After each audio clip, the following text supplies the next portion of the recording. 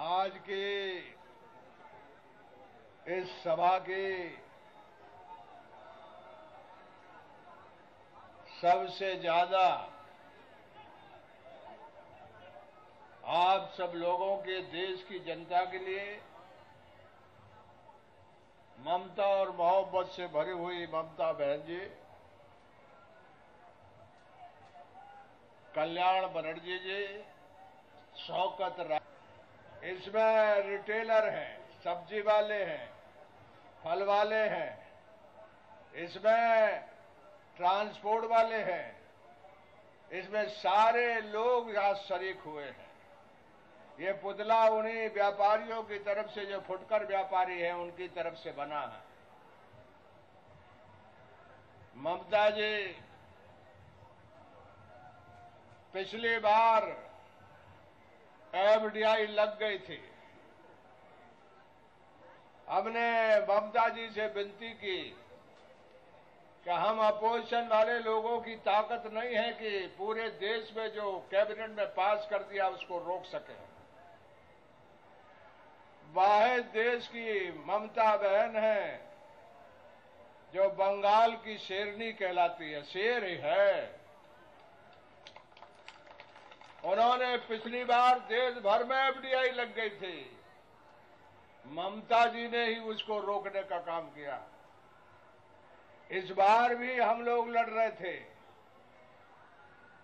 इस बार भी सब तरह से सारे देश में भारत बंद हो रहा था, लेकिन एक तरफ भारत बंद है और दूसरी तरफ ममता जी ने जिस तरह हिंदुस्तान के 25 करोड़ लोगों के पेट पर ताला लगा दिया है, उस ताले के खिलाफ जो बगावत की है वो इतिहास में रहेगी दर्ज, इतिहास में रहेगी दर्ज। मित्रों, आज भी फैसला कौन करता है? राजनीति में आज भी कम नहीं है देश में। आज हमारे बीच में जयप्रकाश लोहिया, चौधरी चरण सिंह नहीं है, जो ईमान के लोग थे। आज भी देश में ममता बनर्जी है जो ईमान वाली है।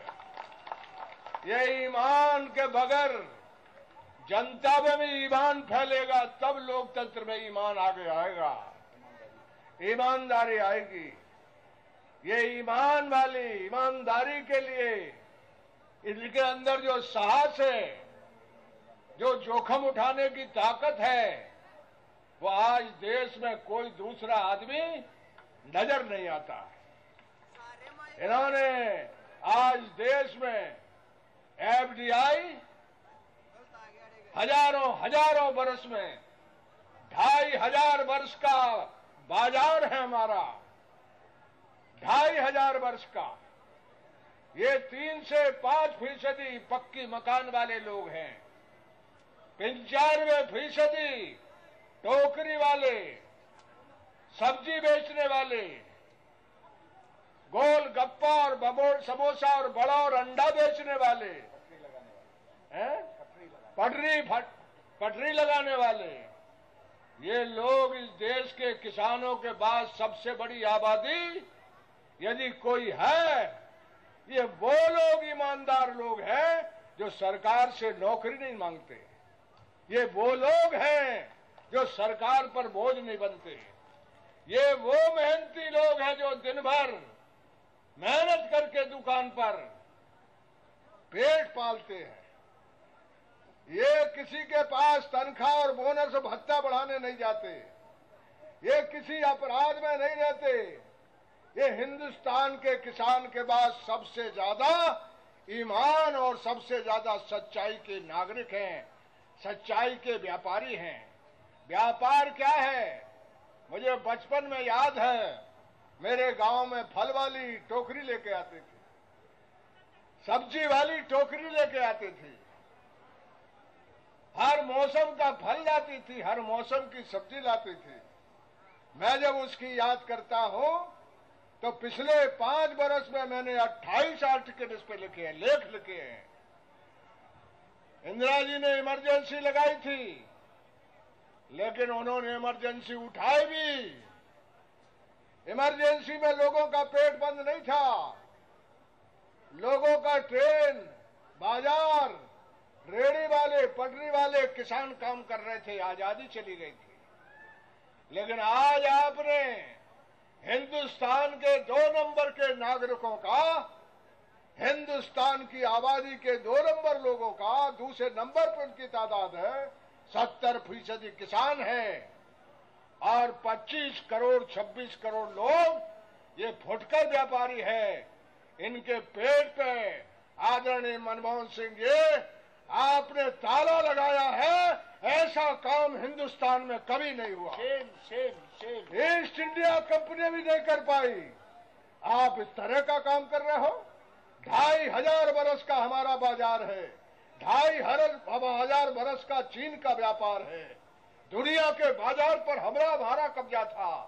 पीछी सरकार है, महात्मा जी ने इतिहास पढ़ा उनका। हिंदुस्तान में उसी दिन से आधी लंगोटी उन्होंने लगा ली। वो कहते थे कि हिंदुस्तान की ताकत किसान है और दस्तकार है, लोहार है, बढ़ई है, कुम्हार है, तेल निकालने वाला है। ये हमारी ताकत थी। पूरा यूरोप का बाजार, वेस्टर्न एशिया और पूरा पूर्वी, आधा पूर्वी यूरोप चीन और भारत के सामान से पटा रहता था। जीडीपी में कल प्रेस कॉन्फ्रेंस करके बताऊंगा आपको। मैं बहुत गहराई से इसमें गया हूं, पत्रकार मित्रों को मैं कल बताऊंगा कहां भारत था और महात्मा जी कहां भारत को ले जाना चाहते थे। हम लोग भारत के हर धंधे चौपट कर दिए हमने।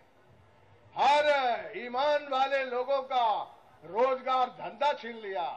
भाई मनमोहन सिंह और मोटेक सिंह, मैं कहना चाहता हूं ममता जी के मंच से, हम पूरे देश में, जयप्रकाश जी ने कहा, कभी नहीं कहा कांग्रेस हटाना है, कभी नहीं कहा इंदिरा जी हटाना है। इस देश में इंदिरा जी बहुत बहादुर नेता रही हैं।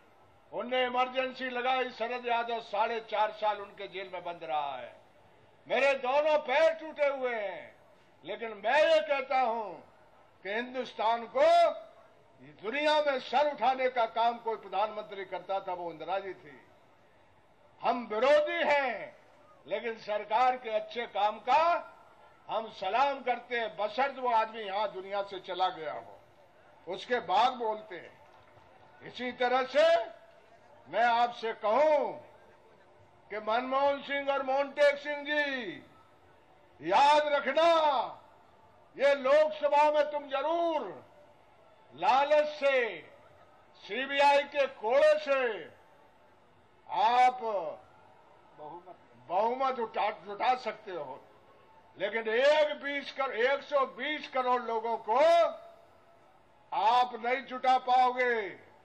और आपको हमारा संकल्प है कि आपको ऐसा हराना है। कांग्रेस पार्टी के लोगों, सोच लो, ये सबसे पुरानी पार्टी है और इस पार्टी के जो नेता हैं उनसे मैं कहना चाहता हूं, ममता जी भी कांग्रेस में थी और कांग्रेस में रह करके जब ये पार्लियामेंट सोमनाथ बाबू को हरा कर आई तो मैं इनको देख के हैरान था।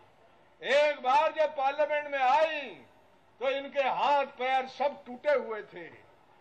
यानी ये सही में शेर तो कई नकली होते हैं, असली शेर बंगाल में ममता बनर्जी।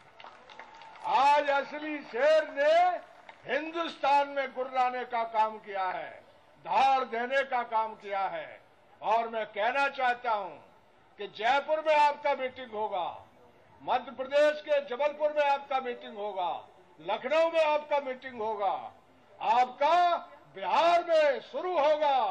बिहार जो है, बंगाल जो है, वो आजादी और दुनिया भर में संग्राम की धरती है।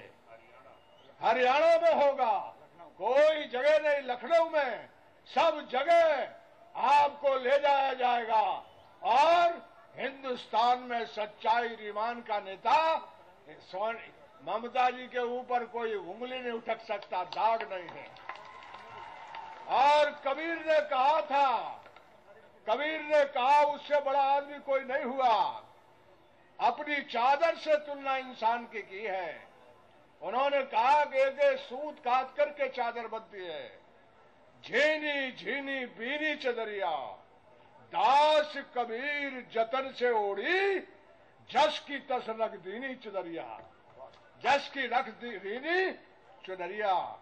यदि जिंदा कोई सबूत है आज भी कबीर के कहे हुए का, तो ममता बनर्जी है, जिसकी चादर पर कोई दाग नहीं है, जो 2 कमरे में रहती है। और इसलिए इनमें साहस है जनता के हक में खड़ा होने का। भारत की जनता, आज आपको मैं जनता की तरफ से अभिनंदन करता हूं। देश के गरीब और किसान और फुटकर व्यापारियों की तरफ से आज आपको मैं सलाम देता हूं। नया देश बनाने में और आज देश बचाने में आपने जो लॉन्ग मार्च किया है, उसका आज जो आपने ऐलान यहां से किया है, वो ऐलान यहां थमेगा नहीं। देश के कोने कोने में ये पूरा का पूरा गरीब और किसान मजदूर को इकट्ठा करेगा। और इन्हीं बातों के साथ मुझे एक प्रोग्राम में जाना है। मैंने ममता जी से माफी करके कहा कि मुझे पहले बुला दो, और इसलिए मैं उनका बहुत आभारी हूं। और मैं यहां किसी पार्टी के नाते नहीं आया, यहां मैं किसी पक्ष विपक्ष की तरफ से नहीं आया। मैं भारत का नागरिक हूं। मेरी तकलीफ और दुख जो है, ममता जी ने आवाज दी, मैं उनको शुक्रिया अदा करता हूं, उनको बहुत बहुत आभार मानता हूं कि मेरे जैसे कार्यकर्ता को उन्होंने यहां बुलाने का काम किया और मुझे मौका दिया अपने अभिनंदन करने का, मुझे मौका दिया आपको जोर जोर से सलाम देने का, आपने मौका दिया हिंदुस्तान की गरीब जनता का एक हुंकार हुंकार हुंकार को और मजबूत करने के लिए मुझे जो बुलाया, इसके लिए मैं आपका और तृणमूल कांग्रेस के सभी भाइयों का, सौगत राय जी तो बहुत पुराने हमारे साथी हैं, जब जवान थे तो ये पैंट और बुशर्ट में आए थे, आज ये धोती में है, उस समय दुबले पतले थे। सुल्तान अहमद को भी हम बहुत पहले से जानते हैं। और जय इंकलाब। इन्हीं बातों के साथ अपनी बात को समाप्त करता हूं। बहुत बहुत शुक्रिया, बहुत बहुत धन्यवाद।